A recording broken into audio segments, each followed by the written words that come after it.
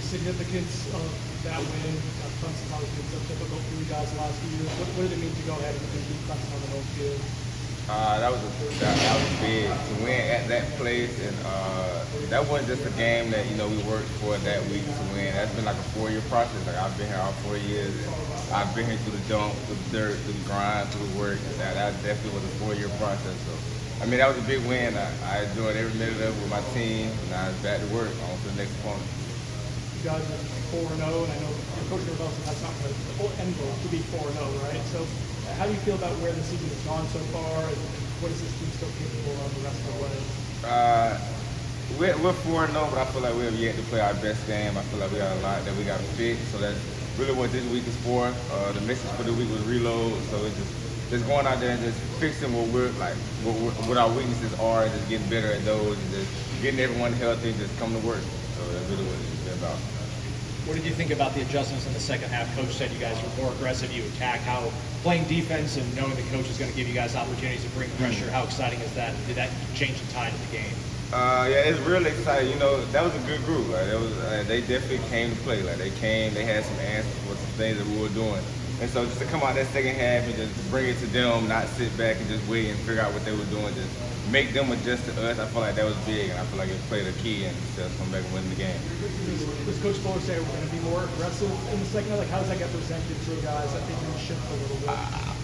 I mean, it really don't really get presented to us in those type of ways. It's more of like, we make a decision, coach, whatever you call, we're running it, and it's going to get done. So, I mean, that he made a decision to this is what we're going to do, and whatever he called, we're going to run it. We're going to run it to the best of our ability. You mentioned you wanted to clean up on a few mistakes this week, this being the bye week and stuff like that. What do you feel like were some of those mistakes that you had in the Clemson game that you're kind of focused on this week? Communication, big communication. I feel like when we're all communicating and clicking and everything is going, like we're just communicating all our calls, I feel like there's nobody that can compete with us. So I feel like this week is just big for us to work on our communication, knowing where everyone's supposed to be, and just making sure everyone's clicking on the right page. What does it mean to be 4-0, but not having played anywhere close to your guys' best game? Is that like a comforting thing, or is it like, damn? Definitely not comforting, because it's more of like, why? Like, why haven't we played our best game? And so that's really what this week is for. Like, I'm happy the bye week came when it came. Like, you get the 4 wins, and then you get a reload session. You get to go back to work and just figure out what those lapses are. So, yeah, it's big. You guys have had moments in games, though, like the second half against LSU, moments against Boston College. The fact that you've had those, is that what makes you feel that when we do play our best football, we play 60 minutes of that?